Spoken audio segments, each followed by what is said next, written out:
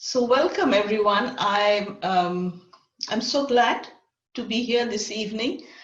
This is a topic right after my heart, and I was talking to Shri Niranjan and telling him that how confusing life has been because there's so much information coming from so many different sources, and many of these are conflicting. It's very hard to discern, which is the right thing, which is truth, which is not, which is fake news, which is, and then now because of um, te- um, the electronic media, it's coming from all over the place. The media is sort of seems to be taking over our lives. So in the process, what he said is that the truth you will only understand through a process of meditation, through a meditative process. So I asked him, look, so many people have this query now. Would you be willing to talk to us about this? That's how this program came about. And thank you so much for joining. And thank you, Sri Niranjan, for waking up so early to do this with us from India, from Rishikesh. And I will let you get started here. Okay, namaste to everyone, first of all, and welcome to the talk. This will be highly exciting and also very much needed to understand on the evolution process, how human consciousness is evolving from one century to another, the way we are moving forward. So there was an age of economy where it was driving the superpowers, and then slowly the power. It's the world is ruled and by the ruler and the ruled. It divides into two. And the rulers always want to have more and more access, control, understand people, data, so that they can sell whatever they want, they can guide, they can do benefit or harm, but all is dependent on the information. So and so information was the one of the very vital point which was giving power to an individual until now. So then when the internet came, the information is blasted. Information was not so easy before. We had to work a lot. But this internet, like from I see about 1990 onwards, it began. And within now, with this 20 years or 30 years, like it has come to its maturity. We were also looking for information. And when we look for something, we take it as a true. Whatever we see, this is our tendency in the yogic perspective as a human being. Whatever we see, we believe that it is true. This is one of the fundamental of the mind. So before was the truth. Like if we read something printed in the books when internet was not there, and if you argue with somebody about truth, they will say, look, it's written in the books. Means something which is written in the books was taken as an individual to be as true. And on this basis, many books came and the writers were paid or manipulated, and whatever the case could be, this is how our human mind was being guided by the intelligentsia, government, and economists, all these people. Then after this remained in our mind that it is this is one of the fundamental of Maya, like with the yogic perspective when we come, we say Maya. So Maya is whatever we see, we take it as a true. And on this basis, mind starts to take, then the Google uncle is now there, Wikipedia, and so much information. So now if you want something to understand how many bodies we have, you just write on Google energy bodies. And from there will say, you have 5 bodies, physical body, unmanned, and energy body, then causal body, then pranic body, then ananda body, bliss body, and you can easily access to an information. We take it as a truth. But now is the time is not to gather information, but to learn how to process the information. Mind is overburdened and challenged. So if we hanker for the information, we cannot process the information, mind. Because if you go to within 17 seconds, 0.17 seconds, 10 million websites information is there on your fingertips. If you type few words, it's another question again arises that whatever is written, is it true? First of all, basic information, and then the veracity of the information. In that way, our mind has to go through very challenging situation to find out what is true and what is not true. So this is, so now is the evolution, the way we see as a yogic perspective, that we are evolving, shifting from one age to another. So many people has chosen to be on age of information, and they look for more and more information, but these people also becoming tired. The value of information is losing. They don't want to pay anything, but they want now selected information. I only want email from this person. I only want. So one of the basic criteria is to save the mind from information bombardment is to be selective. First of all, to be selective. What do you want information?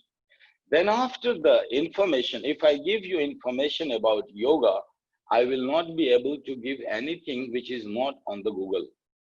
So my point here is not to give you any information. Then what? Then some people has to shift, or the humanity has to shift from information to wisdom. Wisdom is a different phenomena and information. So I would just like to make it clear, what do I mean by wisdom? So in our psychic body, we have an apparatus like a physical body. We also have mind, which is subtle. We also have ego, which is more subtle. We also have intelligence, that is also subtle. And intelligence, we also have consciousness, which we call Atma or the soul, individual consciousness and the universal consciousness. This is more subtle. So this is the yogic way of looking at different psychic organs. So for us, like mind, ego, intelligence is also an organ like nose, like ear, and they have their functionality. So this is, now the information is in the Google, but where is the wisdom?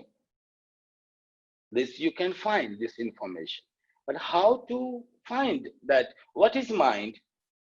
How to pinpoint? Like this is my nose, but when I say my mind, I cannot pinpoint, or say my ego or my consciousness or my intelligence.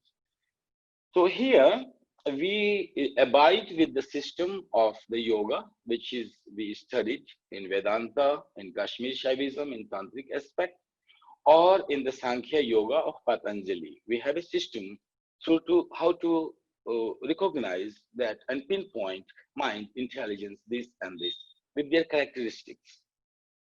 This is going to help a lot because we need to evolve not to be well informed and too much informed, but now we need to be recognize ourselves that my mind can process the information very well and take the extract.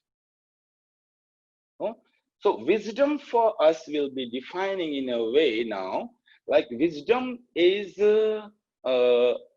giving direction to the intelligence, in which direction to look for the information. So wisdom is not informatic, but wisdom directs the intelligence itself to set up a direction of the life. And then on this direction, we take the information, and processing is done by the mind, and ego holds the idea. Yeah. So just to sense we will do meditation also very intently, that how we can pinpoint, this is my ego, this is my intelligence, this is my mind, and what is the relationship. So now here is the information, and now we need to understand our system. So intelligence is the only organ in our psychic body which ascertains that this is true or not true.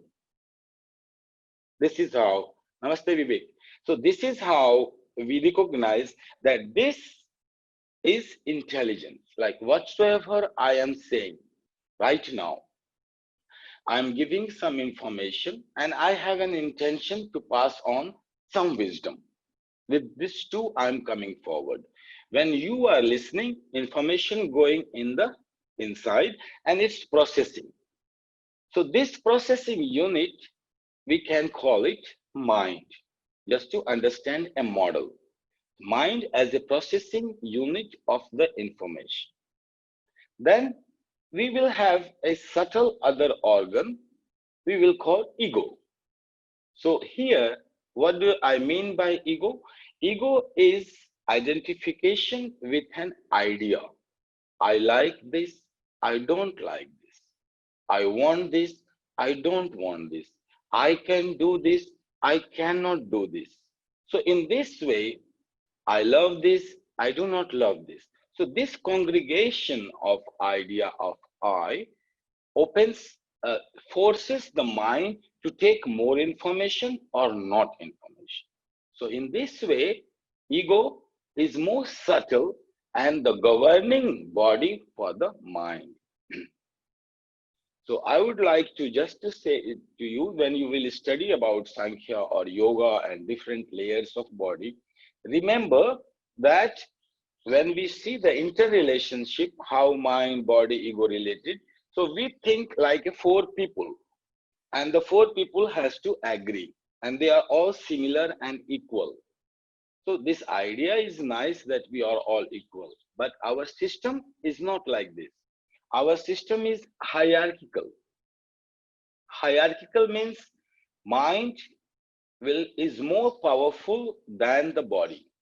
Mind is more subtle than the body, and mind governs the body. Same way, ego governs the mind.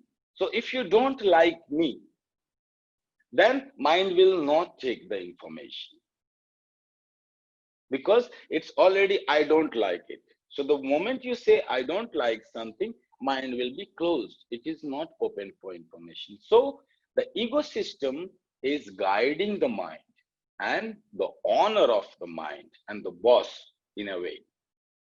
So mind is a servant, a slave, a servant to the ego. This we need to understand the system. In this way, now what happens that when we relate with this attitude to the mind, I as an ego system, I as a Shri Govinda Niranjan, relating to my mind and say, oh, you are my slave, my mind, you are my servant, now do whatever. But if I relate even in this way, it's not human. It's not human. It will be robotic. It will be despotic ruler. So which kind of ruler I am to my own system, it's my choice and my effort to be. And that's how we do meditation. Then what kind of governing body I am to my mind and body? So we meditate and bring more value system, like relating with love. Even you are my servant, but I don't have authority to abuse you. So even the mind is my slave. Then I relate it with a very friendly manner. Yeah, you are my servant, but it doesn't mean that you don't have a dignity. You have a function, you are my servant, you are doing my job, then I am grateful to you. You are doing something for me.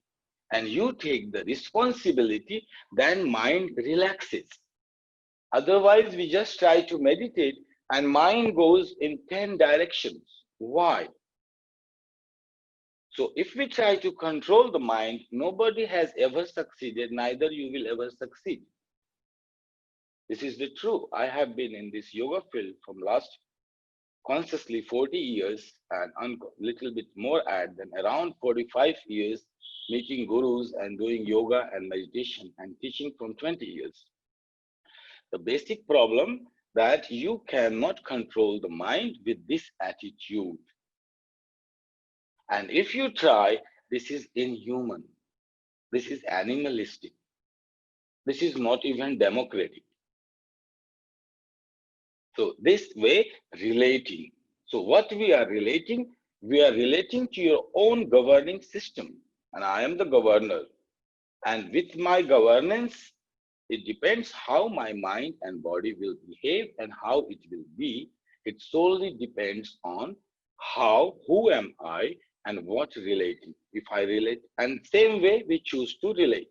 So if we relate to our own mind and this way that, oh, you are my slave, now you do whatever. Many people do that. But what is the result? The result is diseases in the body. Anybody who uses the body in this way, that body, you are my slave. For mind, body is a slave. Body cannot discern. If I imagine about very good things or very good memory and feelings, body responds. Many therapies has been developed. You just imagery, you just lie down and imagine that you are walking on a sunrise and everything beautiful, body starts to respond. It cannot differentiate whether you are dreaming, hallucinating, or whatsoever. So body in a way slave. If I imagine about naked beauty and things, my body will respond. I will be erotic. Body doesn't understand whether it is a real woman or real things or not. And that's where a lot of crisis and burden is coming over the body. Because of this criteria of ascertaining truth from the intelligence that whatever is written is true. Now it's coming on web. Whatever I read is true. Then your body will panic. And so social media, when you see the pictures, oh my God, these terrorists are killing and this, whatever your mind is seeing, body taking it as a real. So body doesn't matter. You see truth, not truth, that intelligence will decide, process will happen, more information is needed, but body has taken it as a truth. You just see the picture and body responds to that. You just see a picture, a movie that somebody is crushed, but body responds to that. So this way, this all information is over the web and our body is collapsing. And mind is continuously busy to find out the truth. And ego forcing the mind, you must find the truth. So what happens? You spend more time on web, more information. To get more information, you think if I have more information, my mind can process better. So now what we did, ego as an I ordered the mind to find out the truth. Mind going busy, 10 to 20 hours, more and more information. And more it's going in the information, it's the web. Web means you can enter, but you cannot come out of it. It means web. It's exactly the web means that you can enter into it, but you cannot come out of it. And so an unending process of anxiety, stress, paranoia, this all coming in the mind. And mind is processing, but body taking it as a truth. And body is going through, adrenal is shooting, emotional outburst is happening, and we are trying to cope with it. So if we live in this age of information, our body is not now, will be slowly and very fastly will be deteriorated. and we will be very fast old age, we will be moving and towards the death, and with a lot of diseases. That's where yoga here is coming with a very fundamental that if you believe whatever you see is truth, you are in Maya, not in illusion. Illusion means exactly things not there. But I am seeing you, you are seeing me, we are not in illusion. We can be in the Maya. Maya means your consciousness has not evolved to doubt something. Like how you discern that I am dreaming or this real. What is the difference? How we dream every day. What is, on what criteria we can say that I am dreaming or it's real? No, it's a great question, but not so great. It's very simple. Very simple that when you, it's not that if you bite me and say, oh, I am awake or dreaming, pinch me. It doesn't matter. Pinch means sensations, means smelling, seeing, feeling. If all these things are there and you are not doubting about it, you are dreaming. You are asleep. This asleep doesn't mean that like this. It's a spiritual way the word is used.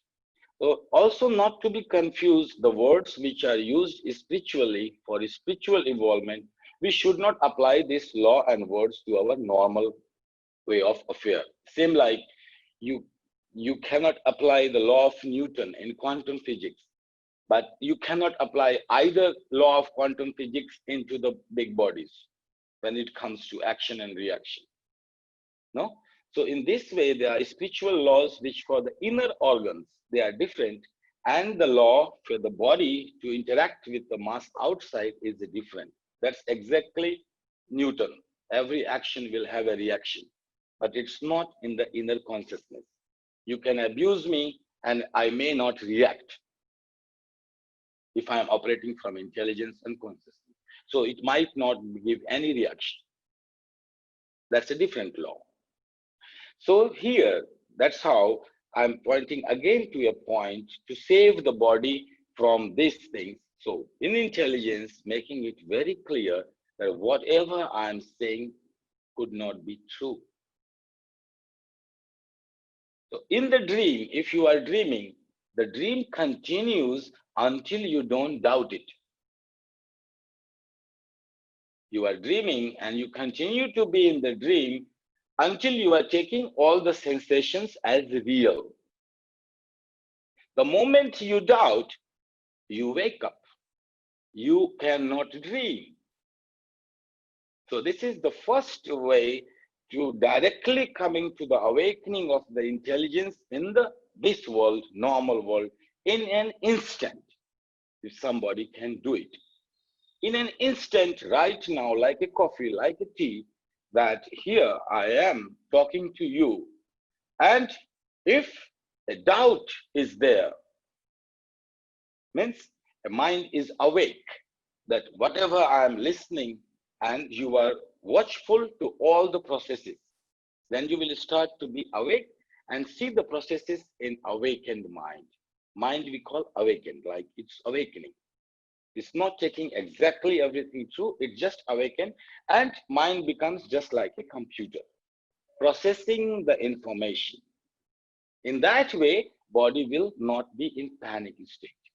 So whatever information is going through in the terrorism and bomb blast and this and Hindu and Muslims and a lot of forces working to make us fight.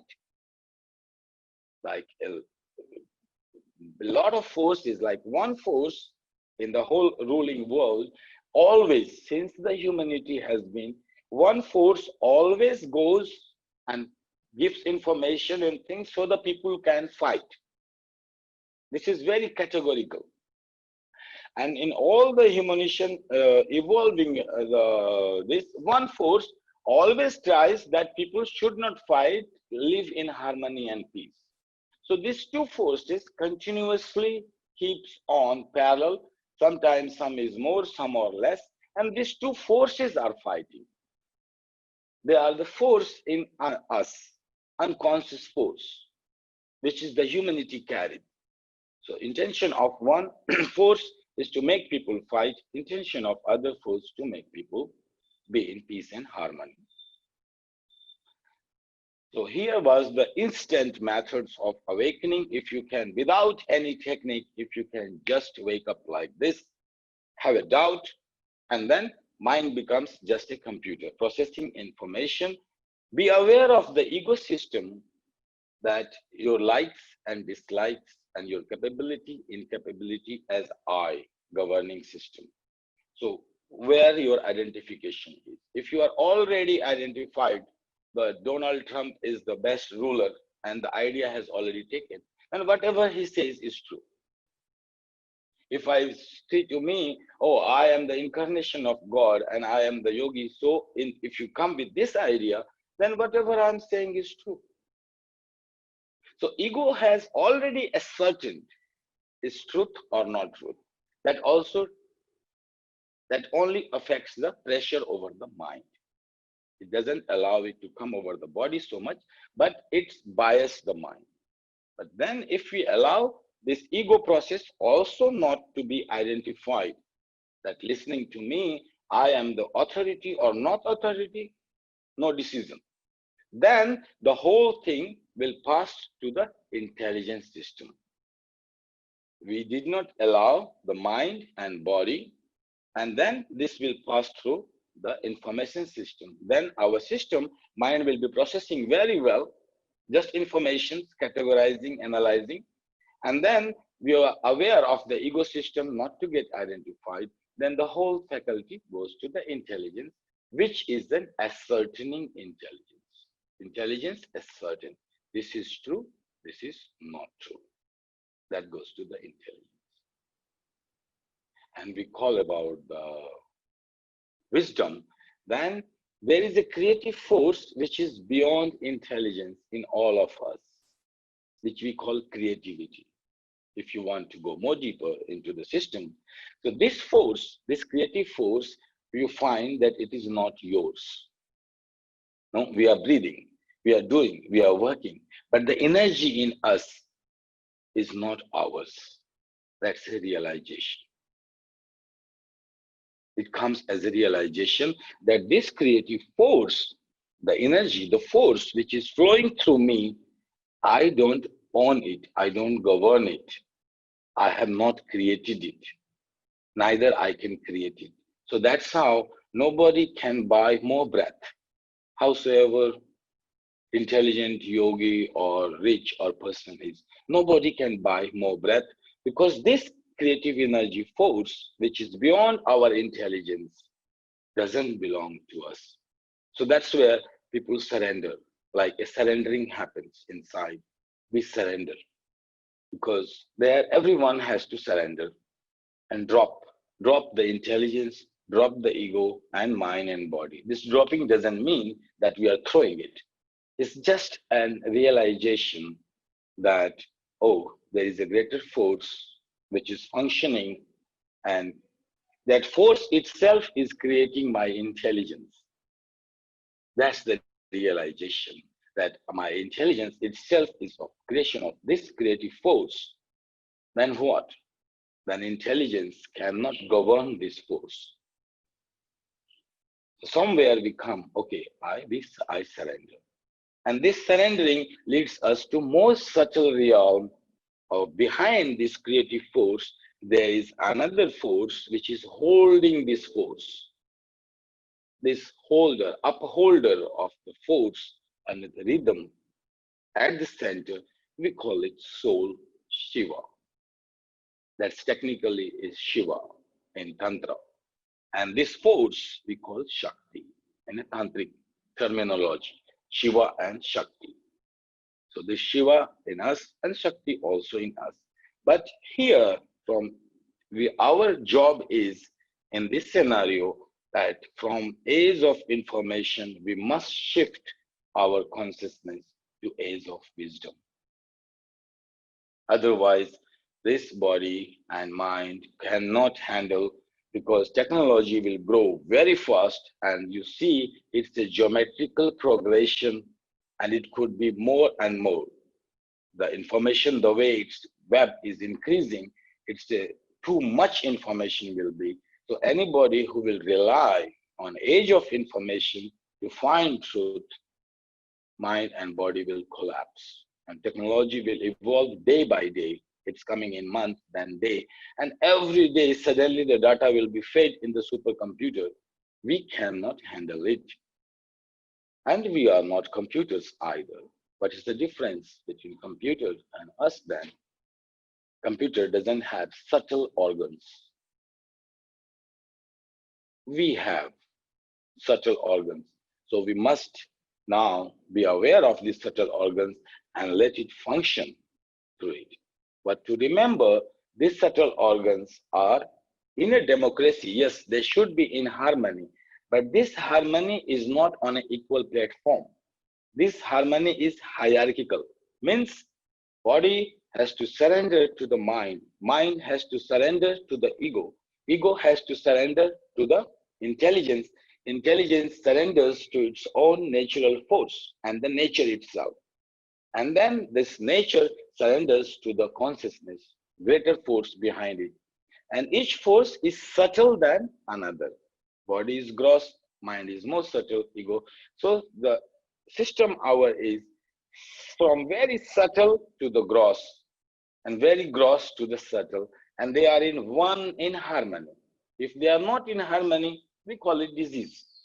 Any kind of, doesn't matter what the name of the disease is or problem is.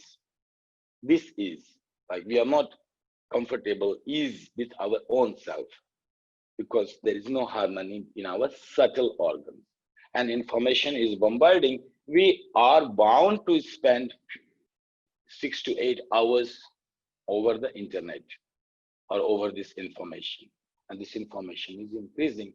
That's where a yogic perspective comes, makes you wake up what's happening. This is not the my information to go into the money system, how the money system works. People put in money, then they advertise it, and then whatever they want to sell it, they sell it. But they have been doing it on the basis of information. Now, this information is killing us. So we need to be highly selective. So we begin as a solution to all this thing. We can begin, everyone is a different criteria on a different level of consciousness. So you can choose to begin either from directly Shiva, from the consciousness, and operating through the consciousness. If you cannot, then you surrender to Shakti and start to work on the forces. If you cannot, you come to the intelligence, and there you can stay and wake up directly the intelligence. If you cannot, you become aware of your ego system, how it's taking some information and how it's blocking the information. If you cannot, you can be aware on the level of the mind and not then on the body itself also. So there is a way fully open to understand. We can ascertain the truth just by the body sensation. We can ascertain the truth by any means, but here we must wake up to not to take things as a real. You know, I used to give a 7 days retreat on one of the very nice book, Tibetan Buddhism. You know, it's 7 points of mind training. It's a very crux of the Tibetan Buddhism, written by Atisha, who founded when he went from India to Tibet, when Buddhism was disappearing in India. Buddhism completely disappeared, so some people escaped from here to there, and Atisha went to Tibet, and he founded the Tibetan Buddhism there. Here's a book, very nice, 7 points of mind training. And it's there is no 7 points. You will find 7,000 points in the book, but it said 7 points of mind training. It said 7 points, but if you look, there is no 7 points. There's so many points and points. And he begins with the book, the Atisha's book. Consider all phenomena as a dream. This is the greatest essence of Tibetan Buddhism, where it's flourished. It begins with a line, consider, the meaning is consider every phenomena as unreal or as a dream. That's the beginning point of Tibetan Buddhism, and actually it is the soul. And this one line gives them feeding the truth. Seed of the truth is in inception in the soul, coming from Atishabha, the very first line. Consider every phenomena as a dream. And then where he begins his other points and discuss about all 7 points. So I used to take 7 days and I used to love it to this day. But now I see it's really very relevant that whatever you see, you don't take it as a truth. If you take it directly as a truth, you are dreaming. So he makes it an antidote. Well, like in your dream and you are sleeping, and I say, now think that you are dreaming. So, but if you think you are dreaming, you are awake. That's the point to understand. If you believe that I am awake, you are dreaming. If you believe that I am enlightened, I am awake, I am taking information, I am very much alive, I am like this, you are dreaming. Actually, you are dreaming. But if you think that, am I dreaming? Am I dreaming? You are awake. That's the only difference between an awakened and a asleep person. A consciousness, in a way, in a spiritual way. That an asleep person will go more and more on that I am awake, I am awake, I am awake. So this is an idea of the ego which gives the force direction to the mind to bring all the information about awakening and process it and prove it that I am awake. That's the only thing happens. It's still an evolution process. It's a high skill. You are at the level of ego mind, but it's a dream.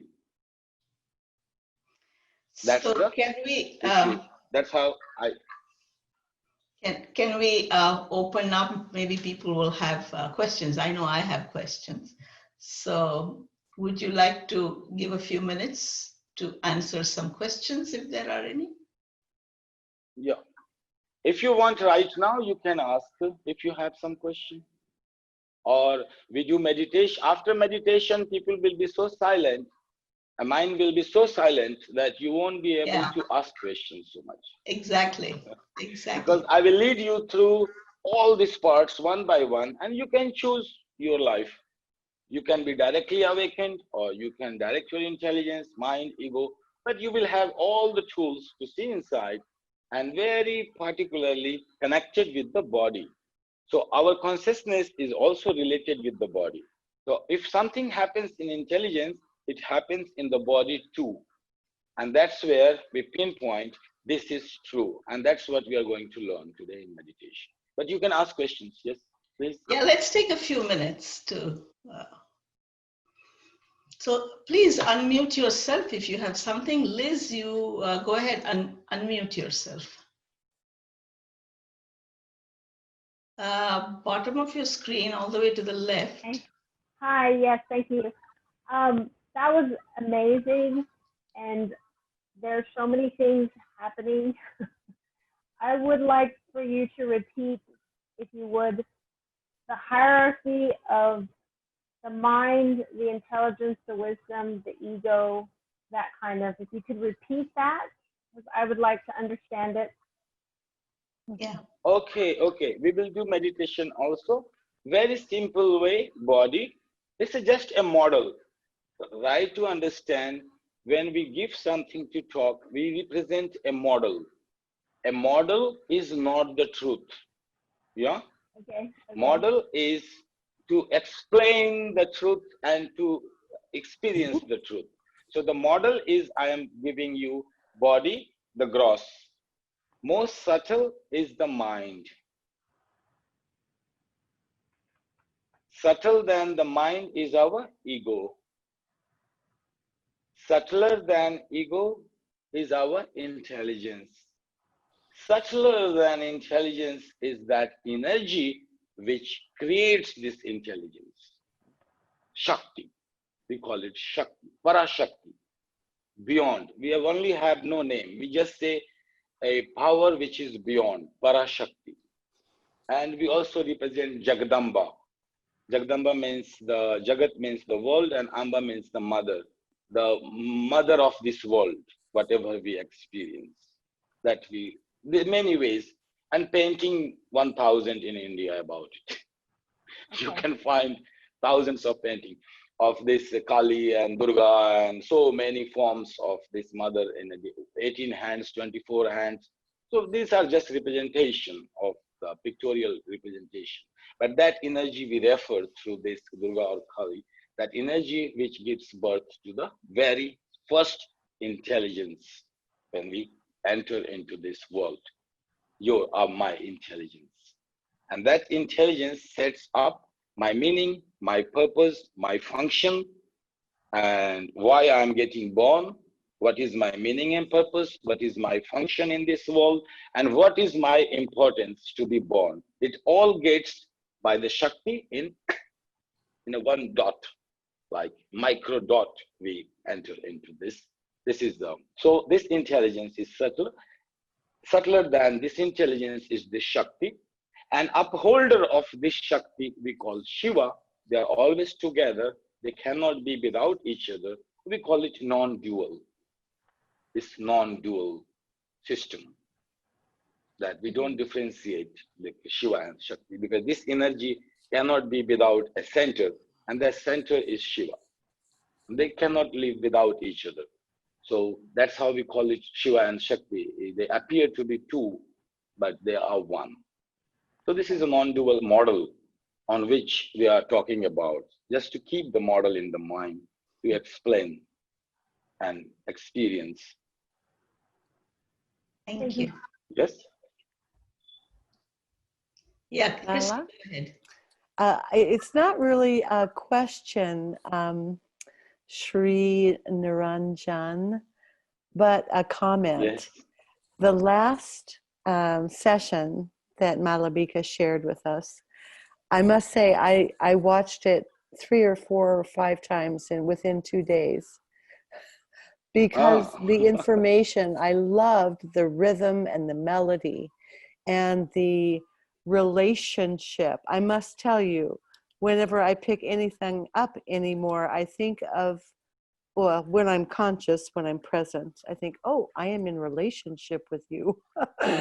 And it has just really it's been wonderful. I have truly enjoyed it, because it has brought me more present with my everyday life. So that was, I wanted to thank you for that. And my hunch is that I will watch this video now another 3, 4, 5 times within the next couple of days. Yeah. Because the levels and the hierarchy, but I love the thought that my ego is in control of my body. Well, my ego can demand my mind to do something, but it won't work, because I've tried that. I've tried to demand my body to do something. Yes. So I can come to that. I can come. If you want, give me 15 minutes, then I can answer and explain what happens. What is a disease? No, like in our yogic perspective, there exists not any diseases. But in medical science, it's cancer, in this and that, there are 1 million diseases. No? So the perspective change.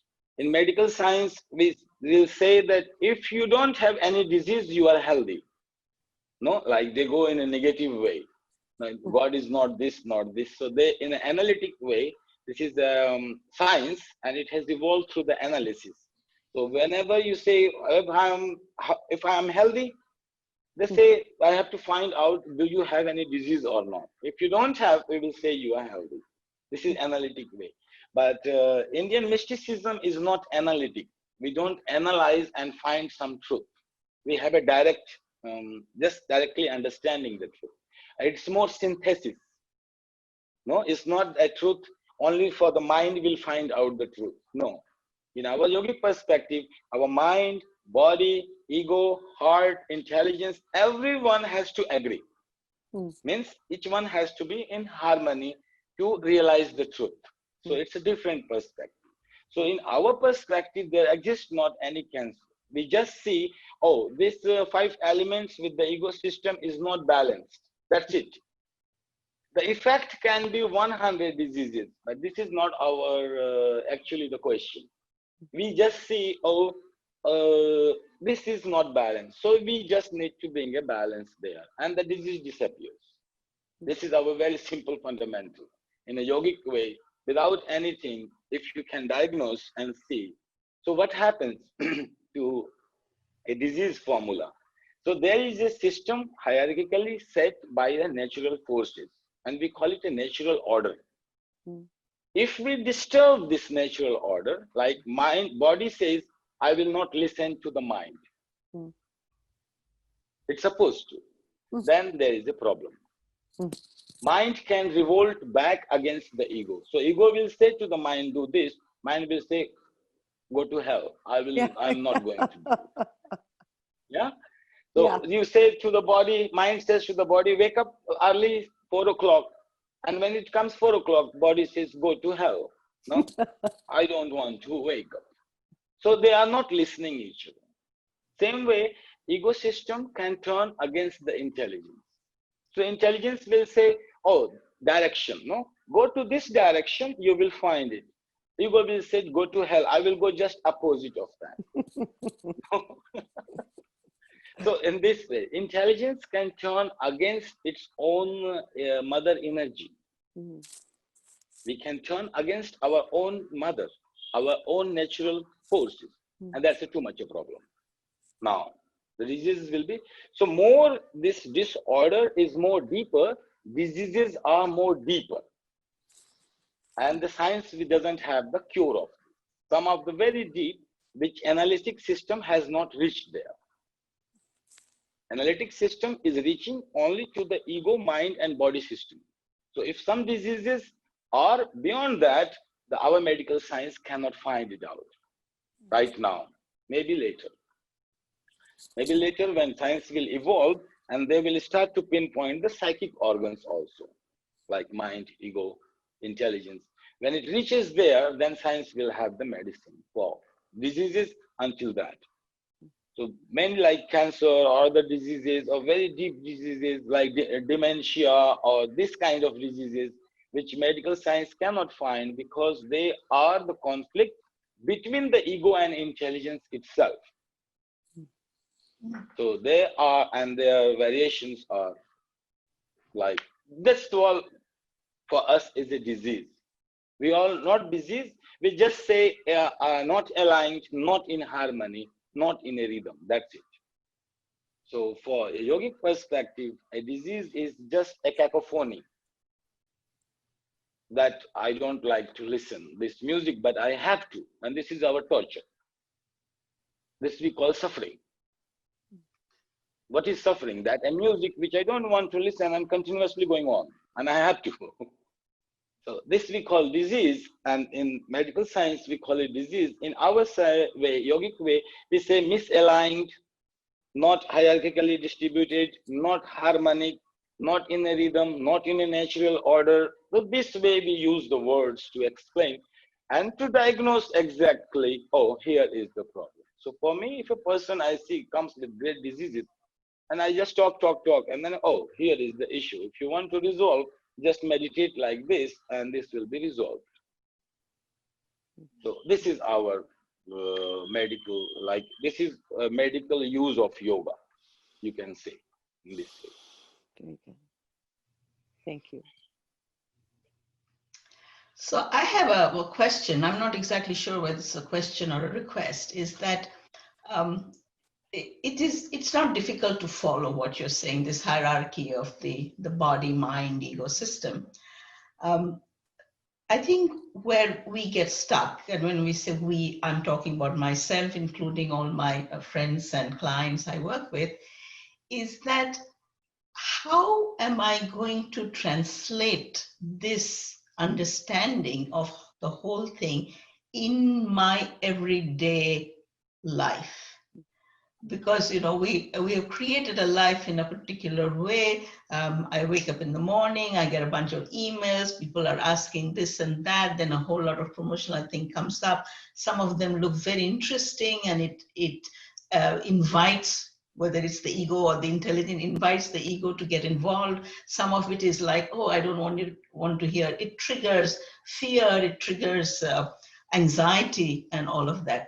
So my question is that, having understood or seen the bigger picture, how am I going to step by step be able to move into that place of alignment and harmony, which gives me that wisdom that we are seeking? So is your meditation going to address that?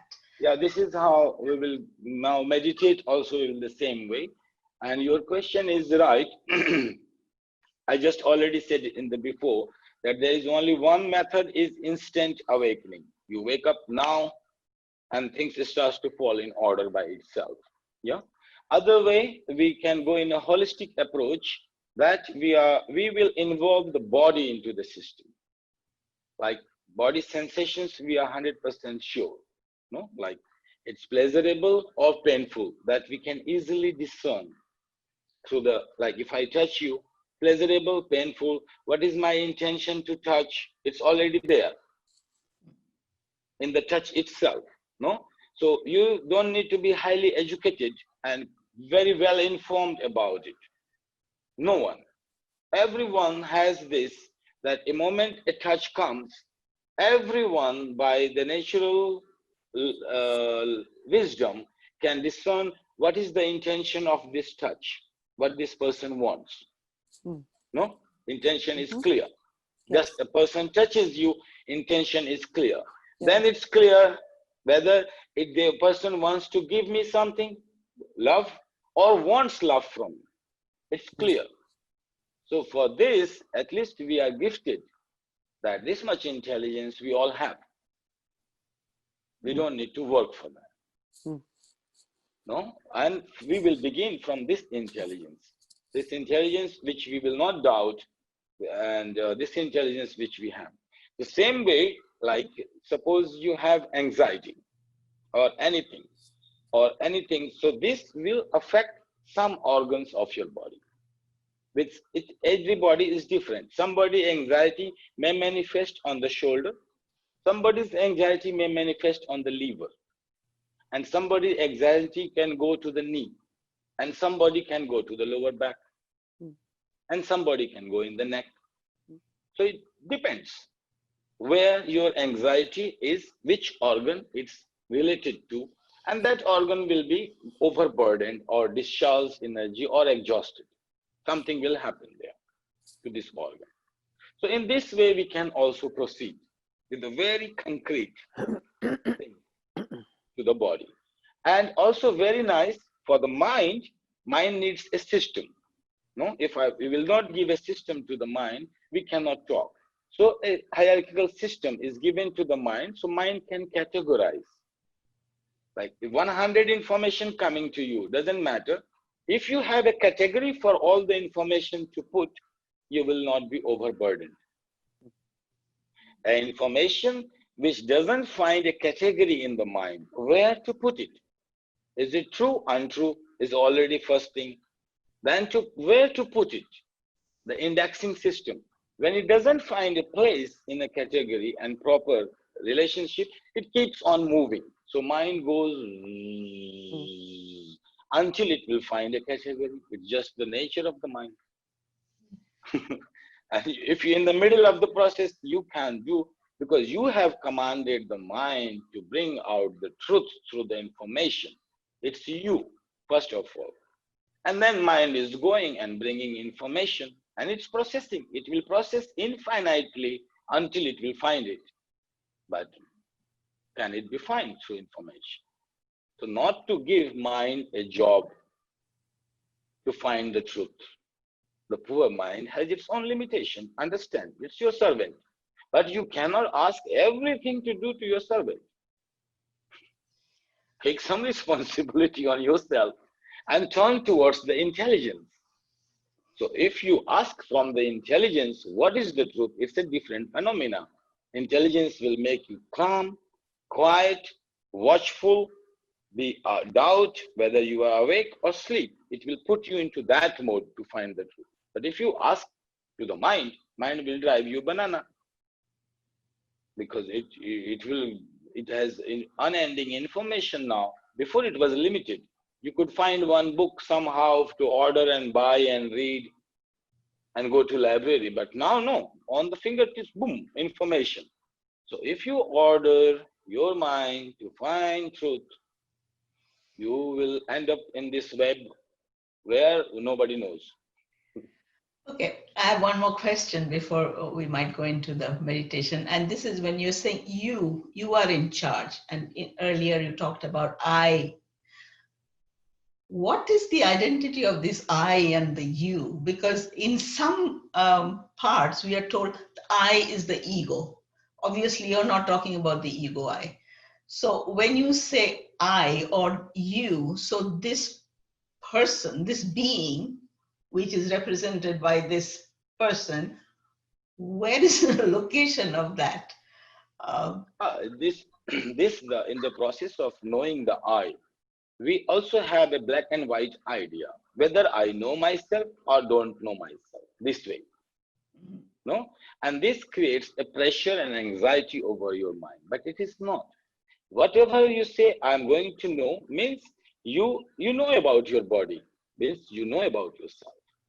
You know about your mind, means you know more subtle about something. If you know about your ego, ego is the same. Ego means whatever ideas I have about myself, it's my ego. And who have collected this idea? Our intelligence. Whatever idea you have about yourself, who said that this idea is right to be identified and not right to be identified? This was our intelligence. Right. Because idea are in millions. So the intelligence is the mother of the ego. So even if we can go to the ego system or the intelligence system, we are knowing ourselves. So knowing ourselves and knowing myself is not a black and white criteria. It's a gradual process of going deeper and deeper towards the self. And on each level is your truth. You know until your intelligence. Then you say I. When you will say I, you are referring to your intelligence actually. With each person, when they say I, they refer to different. If you are on a body level, then when you say I, you are referring to the constitution of your body. I cannot walk. That means where you are referring I as a constitution to your body and pointing towards something happening in your knee or lower back on your physical limitations of I can do this, I cannot do this. So when we say I, this I identification can be body, can be mind, can be ego, can be intelligence, can be parashakti. And when you are there, you say I means you are referring to you as a power of this infinite, a channel of this infinite power, and then you say I, but there I change the reference. So it's the whole spectrum. Yeah, so that's why, that's another thing in your mind. You should not, on the spiritual path, we give so much pressure to the mind and body. We say, either I know God or I don't know God. Means you are in complete anxiety until you will know God. So you are giving and then order your mind that you must prove that I know God. How it could be? I don't know love and God. The mind goes and finds all the information about God and love and give it back to you. Yes, you know it. So please, for the higher things, please understand what is the limitation of the mind. It's a very nice thing, very good stuff, but it's limited. It cannot imagine infinite. Mind is a very limited phenomenon. It cannot even grasp the idea of infinite. It cannot imagine the witness. It can imagine, yes. Imagination is its amazing faculty of mind. Reasoning is another one. Imagination is amazing faculty. It can imagine about a witness, which can witnessing everything. So in that way, if you can refine the idea to a very subtle and eternal witness, that eternal witness is a word for the mind. It cannot even imagine, but it can try to imagine, to go beyond itself. So to see your limitation. So the mind has to see its own limitation. Then it will surrender to the ego and intelligence. Then ego has to find its own limitation. When the ego finds its own limitation, it surrenders to the intelligence. When intelligence sees it's my limitation, it surrenders to the universal Shakti. And there is still limitation, then you go to Shiva. So the process of knowing I, do not make it. It's anytime gradual. Right now, within half an hour, we can touch the soul and come back. And then we had a memory for the mind, a model for the mind, a concept for the mind. So mind have it, that's it. And mind comes to believe and support you. Please do not ask some nice question to the mind, how to organize this event, how to advertise this. Mind knows very well with this information system. But some questions you should not ask about the ego, intelligence, and this mind doesn't have. Mind can have imagination and ideas, and that's very much use of the mind. Wonderful. So shall we meditate? Yes, sir. We can begin meditation. Yes. Oh, I have considered I recapitulate for the mind to give a concept that we are a hierarchical system. The subtle gives birth to more gross and governs it, is the mother. Subtle is the mother of the gross. So if we change in subtle, it will be too much change in the gross side. Like same like a genetic code, if you change a little bit, so much change in the body. Same way, a little change in intelligence, a little change will bring a lot of change over the body, mind, and ego system within seconds. So that is a very subtle job. So subtle governs the gross. Subtle is the mother of the gross. And the gross surrenders to subtle, but this subtle doesn't become tyrannical, despotic. The relationship is very loving, as if one is the part of each other. In organic unity, one cannot live without other. Mind cannot exist without ego. Ego cannot exist without this. On the basis of this, Buddhism say there is no soul. It's empty. Empty doesn't mean that my mind doesn't exist, my body doesn't exist. It only means when Buddhism says it's empty, it means that it doesn't have an independent existence of itself. Its existence is depending on something. In that way, world is empty or unreal. It doesn't mean that my head not there, and if you hit, I will not get hurt. So, no? So it's in that sense. So the meaning of a spiritual sense, we should not bring it to the material world, into the science and this and that and experiment and automobile and work. That's we need to understand that where the law is from the quantum physics and where the law becomes of the pure physics. So in this way, many spiritual truths, when you start to apply it on normal life, you will be hitting your head and you will be frustrated. So many take the formula of the spiritual science and apply it in our daily life. No, it doesn't work. It will not work. It only works to go inside.